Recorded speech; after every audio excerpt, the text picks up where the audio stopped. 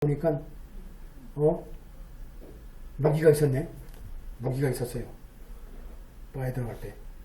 그래서 무기 소지죠. 무기 소지. 특히 보호명령이 떨어질 당시에 무기 소지라는 것은 프랭클린 법률에 따라서 유죄로 다스린다 해서 중범죄죠.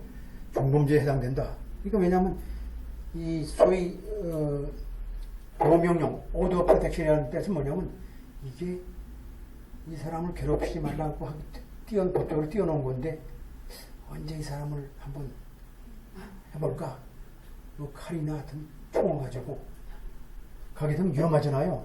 이게 지금 저기 조지아에서 지금 난리 났잖아요. 총기를 14살짜리가 해서 말이죠. 수학선생도 죽고 애들 죽이고 그래서 아버지가 결국은 구속됐잖아요. 구속되고. 그러니까 부모에 대한 뭔가 관리라는 게 법권이라는 게 이제 중요하죠. 그래서 부모들이 보니까 엄마는 그냥 마약에다가 술 중독에다가 그런 사람이 돼. 그래서 나가고 그래서 하여튼 사람을 잘 골라야 돼. 하여튼 사람을 여러분들 다 결혼하셨죠? 아니 미안합니다. 할 예정이지 뭐 다 그죠? 할 예정이고 요새는 뭐 그래서 저 LG 뭐라 하죠? LGBTQ 플러스? BTQ죠 플러스. 네. LGBTQ도 있는데 뭐 여러분들 아무거나 앞으로 계속 나올 거예요 여기 플러스가. 뭐가 나올지 모르지만 여기가 퀴어라는 게 퀴어니까 계속 이렇게 뭐가 발전될지 몰라. 이게 스물 뱀처럼 말이지 기어가지고 이게 어디 뭘 생길지 몰라. 이게 뭐가 태어날지 알 수가 없어. 그러니까 선생은 잘 보고 이게 왜냐면 이게 결정을 잘해야지 평생 가지냐. 요새는 뭐 평생도 없고 금방 또 헤어지지. 자, 여기는 이제 뭐 위의 내용들은 아무 소용없어요. 뭐 이렇다는 얘기고, 이런 그 습관성 있는 이런 결국은 이제 전 와이프나 혹은 전 걸프렌드까지 이렇게 계속 그죠? 프레스크션 오더를 받은 사람이죠. 또 피어스라는 사람이 또 그죠?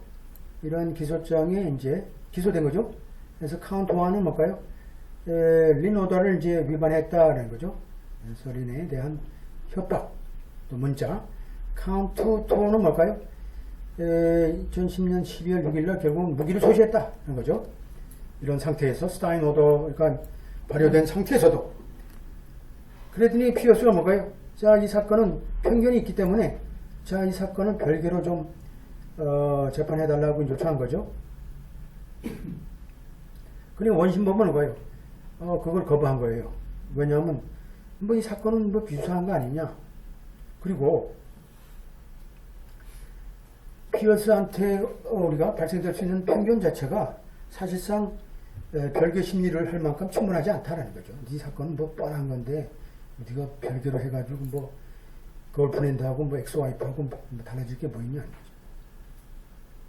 이건 이제 봐야 되겠죠. 자, 이런 것들이 이제 어떤 이유로 주장했냐면, 자, 두 케이스가 아니에요. 두 개의 사건 자체가 별개로 이제 심리가 된다 그러면 스타인 오더 자체의 증거라는 것은 자, 린 오더 사태, 린 오더 관련해서 이 위반 사태에 관련해서는 채택되지 않을 거고, 그죠? 사실상 피어스라는 피고의 그죠? 이 논쟁이라는 것은 소위 주장이나 항변이라는 것은 소위 그 뭘까요? 이 보호명령에 대한 하나의 위반에 대한 사건이고, 그리고 또 무기소지법 위반의 하나라고 이제 주장하는 거죠. 하나다. 또 스타인 오더의 증거, 그죠? 이 존재에 대한 증거 자체는 극도로 린 오더의 위반에 대한 재판에 있어서 굉장히 불리하다라고 이제 한 거예요.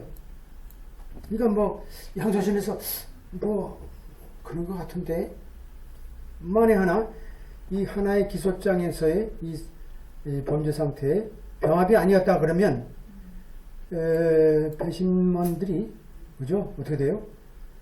한마디로 이 피어스가 리노다를 위반했다 했느냐 안 했느냐를 결정함에 있어서 우리가 그죠? 이 배심원들이 아마 어떤 뭘까요? 스타인호다를 알 수는 없었을 것이다 라는 거죠. 그죠? 알 수는 없었다. 그러니까 한마디로 존 와이프를 우리가 전혀 컨택트를 하지 못하도록 되어 있는 거죠. 그래서 스타인호더 자체는 사실상 린노더의 위반에 대한 판결에 있어서의 문제와 적절성이 없다라는 거죠. 따라서 피어스 자체는 자 그 증거의 채택으로 인해서 편견이 좀 있던 것이다. 그래서 배심원들이 한마디로 피고에 향한 두 가지 별개의 범죄를 알았을 때 당연하게 배심원들은 당연하게 뭘까요? 그 피고에 대해서 좀 나쁜 쪽을 더 추론할 가능성이 유하게 넘칠 그죠? 요거는 넘칠 수 있었다. 그러니까 이 사건은 우리 사건하고 똑같네. 그죠? 반대가 아니고. 그러니까 이 세 가지의 형사 사건을 볼 때 첫 번째하고 세 번째는 우리 케이스하고 유사하다고 우리가 이제 하면 되고, 두 번째는 뭘까요? 우리하고 반대죠. 반대는 뭘까요? 우리한테 유리하게 하면 뒤집으면 우리 사건이 되는 거죠. 뒤집어라. 우리 사건은 그렇지 않고 우리 사건은 이렇다. 카운트 1, 카운트 2, 카운트 3 사건들은 뭘까요? 결국은 다 별개의 사건이고 또 사실상은 same occurrence도 아니고 same transaction도 아니고 same act도 아니고 사실상은 뭘까요? 하나씩 뜯어보게 되면 나하고 아무 관련 없는 사건이야. 그 사람하고. 그죠? 없는 사건이죠. 왜냐하면 첫 번에는 엉뚱하게 오빠 집에 갔다가 돈 엉뚱하게 받아가지고 준 것 뿐이고, 그리고 6개월 있다가 엉뚱하게 어디 나온 거고. 그리고 두 번째는 뭘까요? 그렇죠. 보이프렌드 차를 그냥 급해서 차 타고 몰고 나갔다가 뒤에 걸려가지고 일단 체포됐는데 찾아보니까 안에 마약도 나고 총도 있고 나하고 관계없는데 결국 그렇게 결론은 나오는 거죠. 그러니까 결론은 아주 간단하게 지금 나와 있습니다.